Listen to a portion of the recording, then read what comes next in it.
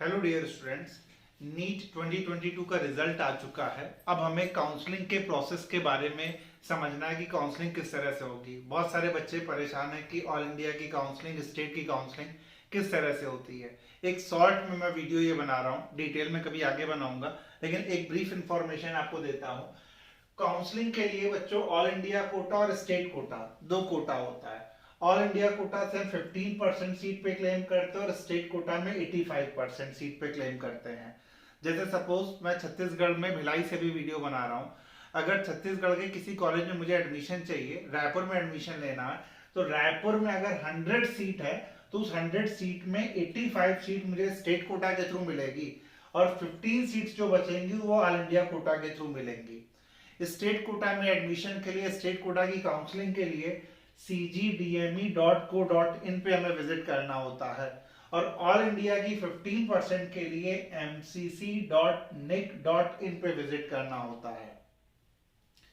एक और important point है, ऑल इंडिया कोटा के 15% के अलावा ऑल इंडिया कोटा से ही हमें सेंट्रल यूनिवर्सिटी में एडमिशन, बीएचयू है जैसे, या एएमयू है, इसके अलावा एम्स है, जिपमर है, जितनी डीम्ड यूनिवर्सिटी हैं उन सभी में ऑल इंडिया कोटा से ही एडमिशन मिलेगा, लेकिन उनमें 100% मिलेगा। किसमें? एम्स है, सेंट्रल यूनिवर्सिटी है, जिपमर है, 100%। और जो मेडिकल कॉलेजेस है उनमें 15%। स्टेट कोटा से 85% स्टेट की सीट पे हम क्लेम करेंगे।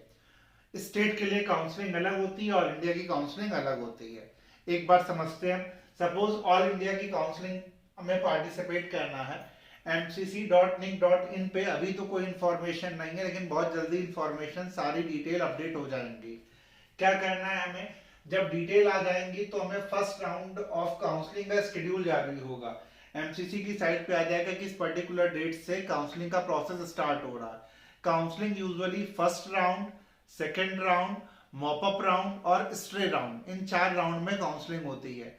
फर्स्ट राउंड की काउंसलिंग की जब डिटेल आ जाएगी तो हमें रजिस्ट्रेशन करवाना होगा। रजिस्ट्रेशन में हमें अपने बारे में या जो बेसिक इंफॉर्मेशन है वो हमें देनी है।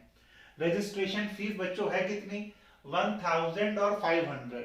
1000 फीस होती है। 1000 फीस होती है किसके लिए? जो जनरल है, जो इकोनॉमिक वीकर सेक्शन है, ईडब्ल्यूएस के लिए। और 500 फीस होती है एससी, एसटी और ओबीसी के लिए। रजिस्ट्रेशन करवाने के बाद सिक्योरिटी फीस हमें देनी होती है। ये भी कंपलसरी है, सभी के लिए कंपलसरी है सिक्योरिटी फीस भी। जनरल के लिए, ईडब्ल्यूएस के लिए 10,000, एससी, एसटी, ओबीसी के लिए 5,000। जब हम ये फीस दे देंगे तो हमें अपने कॉलेज की चॉइस को फिल करना है। हमें कौन सा कॉलेज किस नंबर पे चाहिए।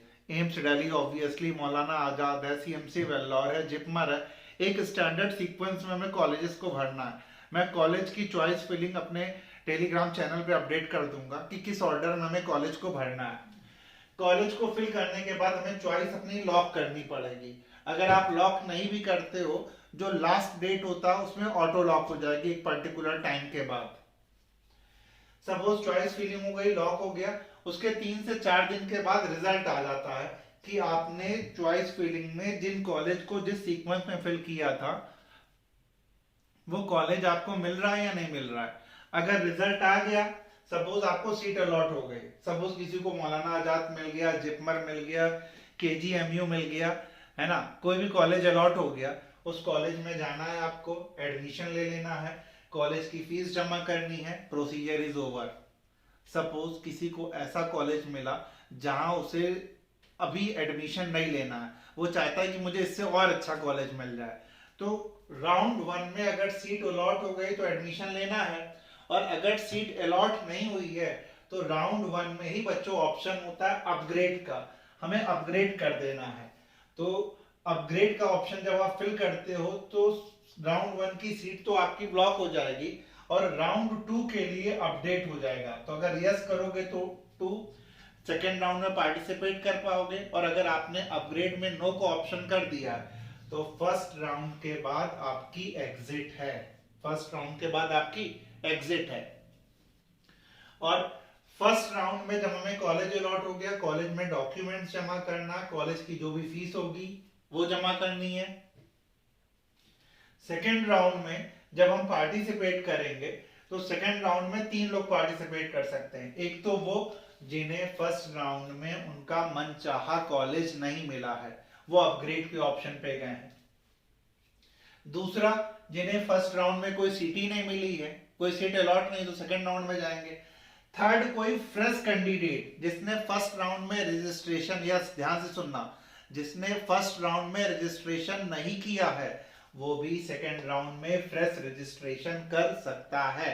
तो 3 लोग एलिजिबल हैं सेकेंड राउंड के लिए। फ्रेश कैंडिडेट, जिन्हें सीट अलॉट हो गई है लेकिन अपग्रेड करना है उन्हें, और जिन्हें सीट अलॉट नहीं हुई है, सेकेंड राउंड में गए।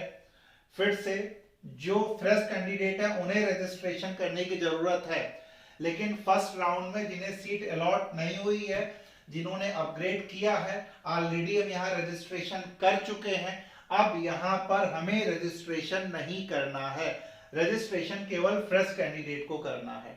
Clear? Next, choice filling for all. Yes, जिन्होंने फर्स्ट राउंड में चॉइस फिलिंग करी थी या जो भी करी थी, सेकेंड राउंड में सभी को चॉइस फिलिंग करनी है। ऐसा नहीं कि फर्स्ट राउंड में जो चॉइस फिलिंग कर दी सेकेंड राउंड में अपने आप हो जाएगी। फर्स्ट राउंड की चॉइस फिलिंग नलीफाई हो जाती है, सेकेंड राउंड में आपको फ्रेश चॉइस फिलिंग करनी है। और जब हम लोगों ने फर्स्ट राउंड में रजिस्ट्रेशन किया था तो रजिस्ट्रेशन के समय बच्चों से पूछा जाता है कि आपको केवल गवर्नमेंट कॉलेज चाहिए या डीम्ड भी चाहिए। अगर हम लोगों ने गवर्नमेंट पे टिक किया है तो हमें गवर्नमेंट की सिक्योरिटी फीस 10,000 दे दी है। अगर हम वहां पे डीम्ड पे टिक करते तो डीम्ड की फीस 2 लाख रुपीस और होती है, वो भी पे करनी पड़ती। लेकिन हमें लग रहा है कि फर्स्ट राउंड में मिल जाएगा तो हम लोगों ने केवल गवर्नमेंट का ऑप्शन चूज किया था 10,000। लेकिन हमें लग रहा है कि गवर्नमेंट के अलावा डीम्ड में भी पार्टिसिपेट करना है तो रीसेट कर सकते हो रजिस्ट्रेशन, डीम्ड की फीस भी आपको यहाँ जमा करनी पड़ेगी। और रिजल्ट आएगा, अगर सीट अलॉट हो गई है तो एडमिशन लेना है, और सीट अलॉट नहीं हुई है आपको तो मॉपअप राउंड में आपको पार्टिसिपेट करना है। मॉपअप राउंड में आपको पार्टिसिपेट करना है। एक बात बहुत इंपॉर्टेंट है, अगर सीट अलॉट हो गई है तो आपको एडमिशन लेना है, और अगर सीट अलॉट होने के बाद आप चाहते हो कि हम इसमें एडमिशन नहीं लेंगे तो आपके ये जो 10,000 रुपीज है ये आपको नहीं मिलेंगे, फॉरफिट हो जाएंगे।